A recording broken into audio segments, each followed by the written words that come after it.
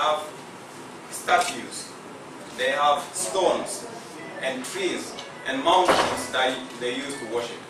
So he came, Prophet ﷺ, and took out those wrong concepts of worship in the mind of the Arabs and give them the correct understanding of what God Almighty is.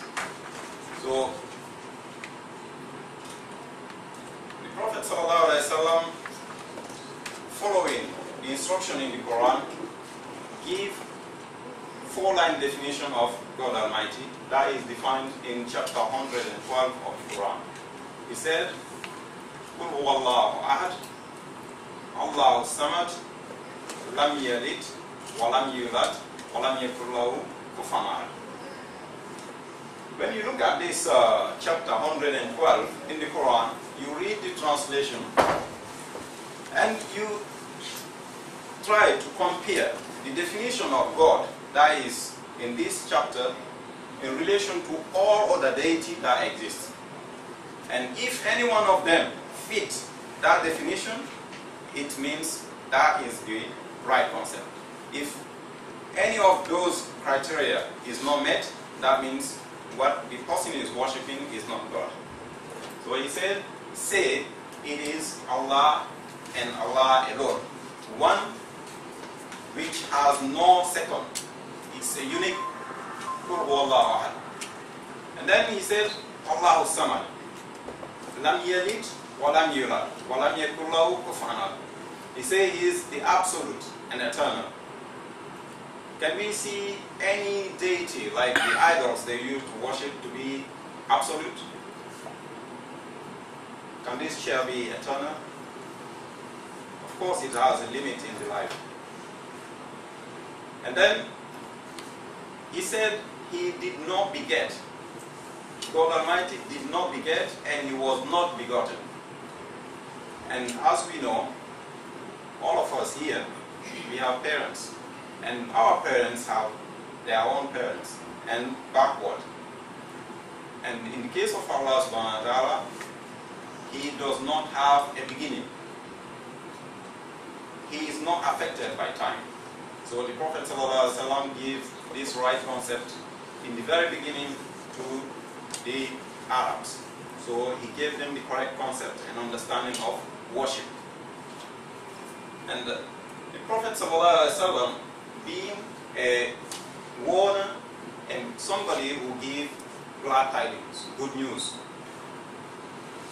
The Quran said, "Verily, we have sent you, O Prophet, with the truth, that is Islam, as a bearer of glad tidings to the believers, and a warner to the unbelievers. And you should not be held accountable for those who are destined for the blazing fire." So, when you see the Prophet ﷺ, the message he brought is a message of clear guidance for humankind, because that is the truth. And whatever is not in relation to the message he has given is not Islam.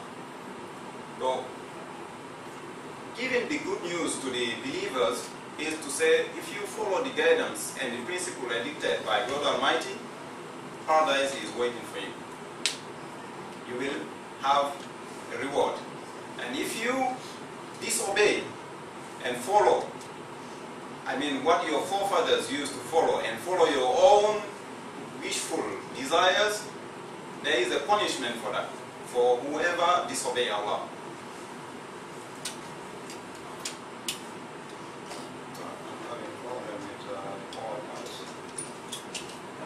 Resolution is you can just click the slideshow. Then it will magnify. Yeah. The other one. The other one. No, Yeah. this one. Yeah. That's it. okay. Cover. Now you can see that. Okay, so as you can see, the Prophet ﷺ was sent with the message of Islam to the believers, and to warn the unbelievers against, persisting in doing what they are doing, in worshipping idols and going away from the message of Islam.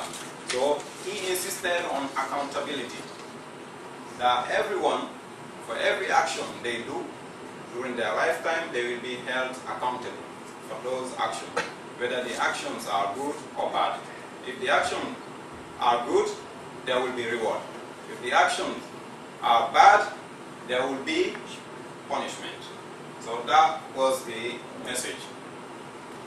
And then the Prophet ﷺ, he said in a narration in Sahih Bukhari that every one of you is a shepherd and will be accountable for his flock. The ruler is a shepherd and will be accountable for his community. A man is a shepherd of his family and will be accountable for them. A woman is a shepherd for her husband's household and will be accountable for her charge. A slave is a shepherd looking after his master's property and will be accountable for it. Indeed, every one of you is a shepherd and will be accountable for what is under their care. Now, looking at this statement of the Prophet ﷺ and seeing what's happening today around the world, are the people following the teaching of the Prophet ﷺ, or they are just going away from those teachings? Who is the leader today who can take responsibility on themselves to say that they are doing this one? They are responsible for their people, not harming anybody, discharging full responsibility of the state toward all citizens equally. And then he went on, a person in a position of responsibility must not order his subordinate to do what is forbidden. This one, we can give an example. At the time of the Prophet ﷺ, he nominated a leader of a battalion of army to go for a battle. On their way, they were taking a rest, and the commander orders the troop to lit a fire and ask them to jump into the fire. Is that reasonable? No. They refuse. They disobey the order of that commander and they complain to the Prophet ﷺ. The reason for that, this man is asking them to commit suicide. When they complained to the Prophet ﷺ, he summoned that commander to come and explain himself. He said himself he was just testing them.